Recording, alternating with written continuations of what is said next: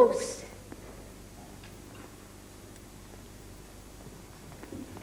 What's that? Stop him, Margaret!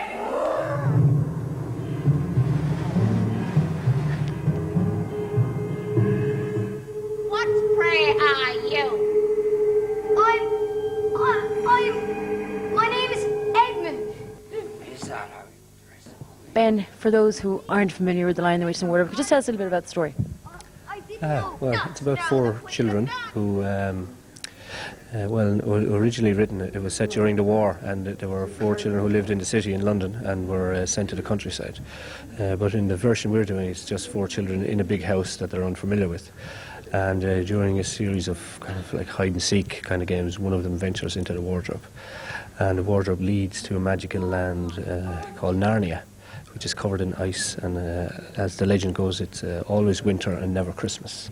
And it's ruled by this white witch, and she pretty much terrorizes all the creatures of Narnia, and they're all awaiting the return of Aslan, this a lion. And so essentially, eventually the 4 children go through to Narnia and help the lion to defeat the witch. I suppose that's as basic as it gets. Now, the books have always been really popular. It must have been fun putting it on stage. Yeah, no, it's fantastic. I mean, it's everything you could want in the pieces there. You know, from magic and battles and creatures, and it's got death and life and fun and this really great drama, and it's great theatrical scope. So it's a real challenge, and therefore, I suppose, great satisfaction as well. And you've got 4 children playing main characters. That's right, yeah. I mean, that was a great opportunity for us, because of our experience with Little Red Kettle. We've kind of, it's a play that probably suits us. And we've also cast from a lot of the children who've been with us over the years, some from way back, some from 91, when they were 9 and 10. And so we've cast a 50 in it now, playing all those different creatures from Narnia, some of them good and some of them pretty evil, And you have some veteran actors as well? That's right, yeah. I mean, it was great. We've decided very early on to kind of use the play to kind of invite people who've worked with us before to perform again, And so, for instance, Liam Murphy is with us, and Liam directed what was our kind of first play in 1981, which was called When Elephants Walked on the Moon, and that was before we were called Red Kettle even. And my brother Tony is playing Aslan, and Tony was in The Shock Rawn. People may remember him from that, and he was in Jim Nolan's The Boathouse way back in '86, And Frida Ryan is in the show, and Frida's been in a lot of our early successes as well. And who plays the Lion and the Witch? Well, Tony is playing the Lion, my brother, and Sheila Penkert is playing the White Witch. It's been fantastic to get Sheila. And it's just it's a great mix of cast here now, from really young to kind of very experienced.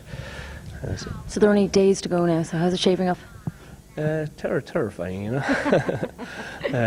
No, it's going pretty good. I mean, we're going to do a run of it this evening, and that'll tell us a lot. But it's huge demands on everybody, and particularly this time of the year, it's not easy to ask. And everybody's been fantastic in terms of giving up their time.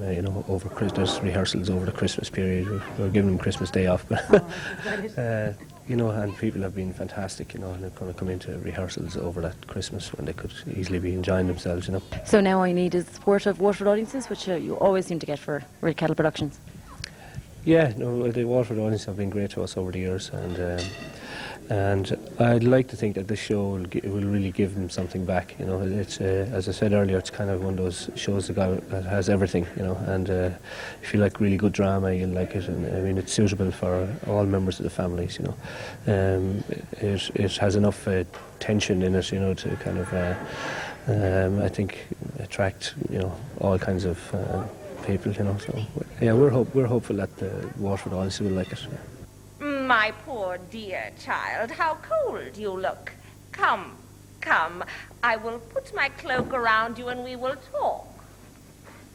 Something hot to drink, perhaps?